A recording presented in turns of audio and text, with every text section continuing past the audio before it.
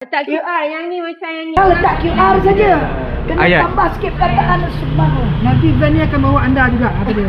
Ya, tak kisahlah apa abang nak taruh pun boleh. Abang cakap apa pun boleh.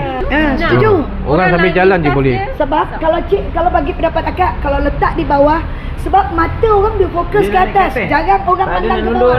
Dia nak nunduk tu benda lain dia tengok tu. Semangat, saham akhirat. Ya, Di sinilah saham anda. Di sinilah saham anda. Di sinilah saham anda. Sumbanglah. Bila orang kata, "Woi, saham ni." Saham bila letak dia tinggi, itu adalah marketingnya, itulah orang nampak. Kalau cik letakkan saham kita di bawah, bagi akak martabat orang kita ni, dia rasa di bawah kat tayar je. Level dia, cuba letak. Jenis ni lah van dia kan. Ya.